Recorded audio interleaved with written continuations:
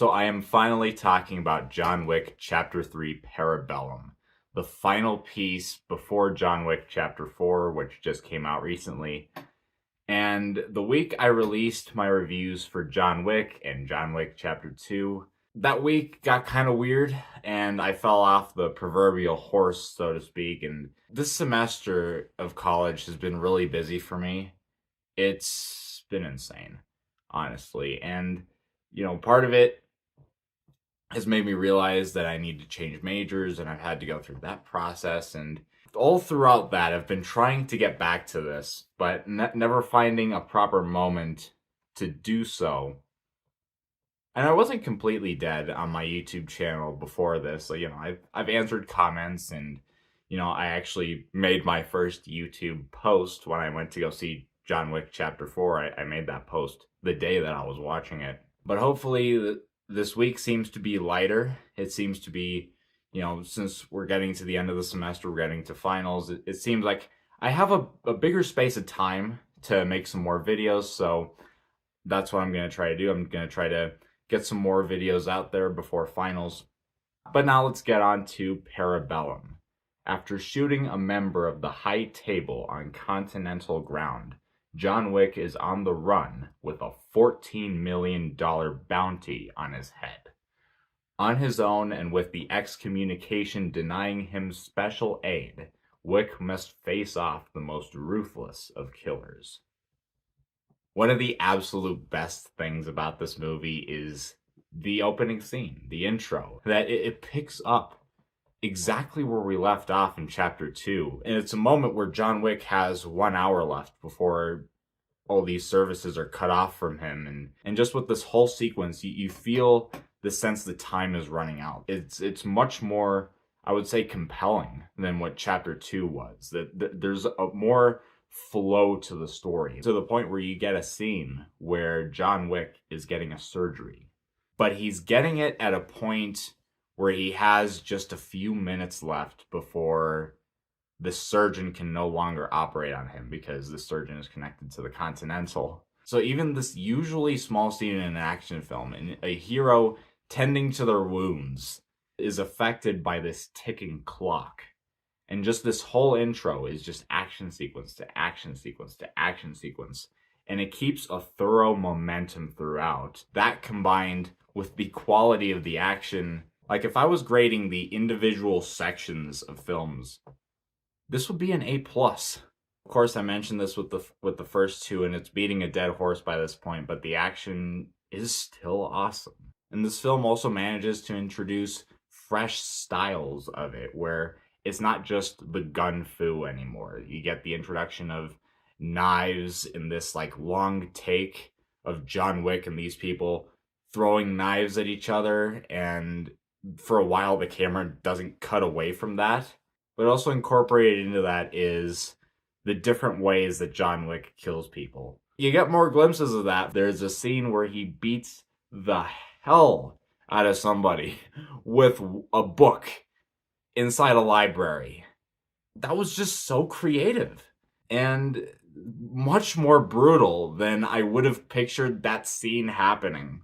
And this film, like the first two films, is pretty brutal. In every one of these films, there's the one scene that just kind of gets under your skin. And here there's one, he stabs someone in the eye, but it doesn't cut away from that happening, and you actually get to see the impact of the blade inside this guy's eye. And I was like, oh my goodness. These films are badass to the point of being too badass. And I kind of appreciate that. But what else this film does is that it follows Chapter 2 in that self-aware vibe that I was talking about. That in that film, maybe it was unintentional comedy, but it felt like self-aware stuff. And this film, it's clearer. It's much more clear with having fun with itself. John Wick is escaping on a horse. But before he does this, these guys are chasing him, and he has the horse kick two people in a very cartoonish way. I I loved it. I loved it. There's also a scene later where John Wick is getting knocked against these tall glass cases. And by the third time that he gets knocked against one of these and it shatters on the floor, I was laughing. And also, tying to my personal OCD, these two people that he's fighting keep hitting him against cases on the same side of the hall. And I was just thinking, okay, you've already broken several in this area. Just keep hitting him on the other side now. We got to make this even somehow. I bet all of you watching that scene were just like, oh, hey, that's a cool scene, or oh, wow, John Wick is really getting it on this one. I was thinking of that which I just mentioned. That's where my mind went. Deal with it.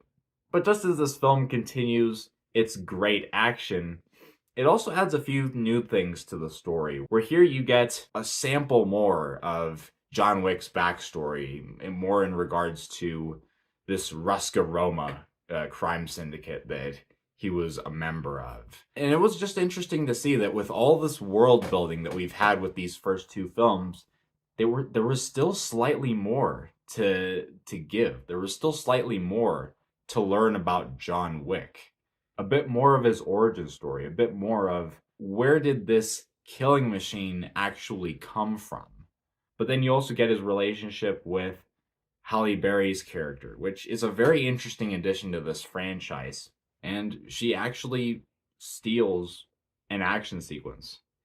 She becomes a match for Wick. And it got to the point where during this shootout that was taking place, I started not to notice Wick anymore. I just started to pay attention to this new character. But just overall, this film is another solid addition to this franchise. If I were to mention everything that works in this film, I would just be repeating myself from the other two films.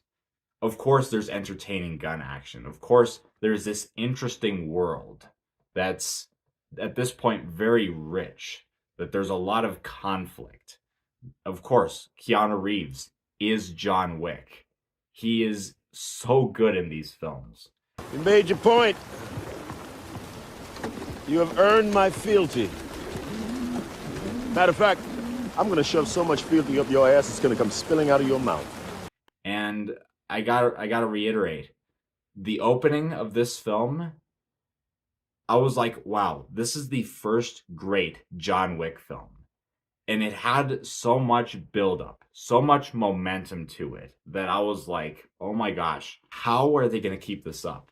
And unfortunately, that momentum that the intro has is lost for a while. It regains it later towards the end of the film.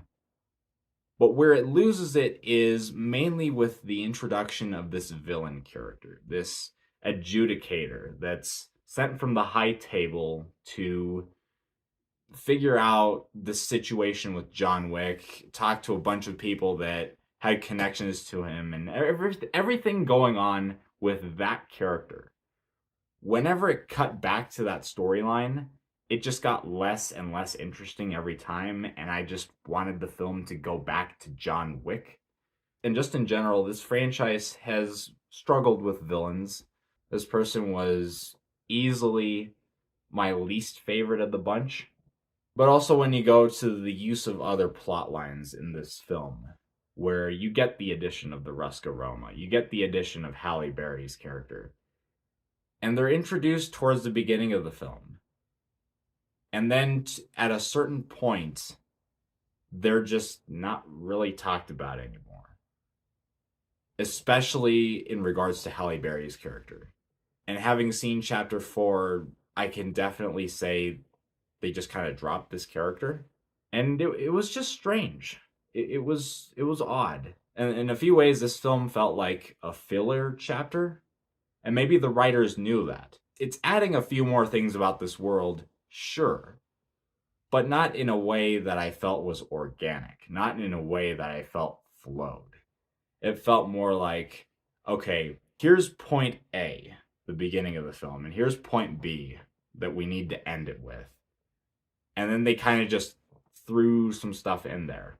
And that leads me to my biggest issue with this chapter. It feels like the bridge chapter of the series. That instead of ending it as a trilogy. The actual finale is somewhere else, but we just needed another full-length film out of here, so let's just kind of stretch things. There's a lot of this film that doesn't match that momentum that the opening had. If the whole movie was just John Wick on the run, and to a certain extent he is in this film, don't get me wrong, but if the whole film was just a constant thriller of just him running across this city trying to face people, this movie would have been awesome. And by the end of the film, I just felt like Wick didn't advance that much as either a character or just his storyline in the film, where to a certain extent it feels like it's going backwards. It feels like the effects of his actions are being reversed. You have that scene where he like cuts off his finger and he pledges fealty to the high table once again, and I just felt like by the end of the film he was in no better place than he was in chapter 2. Again, that might have come off more negative than I wanted it to, but this just goes to show that what the quality of this franchise does for this film, that this film is still really good. It is another solid entry in the franchise, and like the first two, I'm going to give John Wick Chapter 3 Parabellum a B+. Parts of this film were still awesome. It's just that I noticed a few more things that didn't quite work for me this time around. I can't wait to tell you guys about Chapter 4, but before I do that, I gotta finish off a review series that I started, and that is Scream. And I've been waiting so long to talk about Scream 6. And for that one, not only am I gonna do my regular review, but I'm also gonna do a spoiler review. Because that film, it gave me stuff that as a Scream fan, I just have to talk about. But if you like today's video and you're interested in seeing any other ones, make sure to like and subscribe. Hit the bell for notifications. Comment down below what you thought of John Wick Chapter 3 Parabellum, or at this point what you thought of John Wick Chapter 4. I'll see you guys in the next video.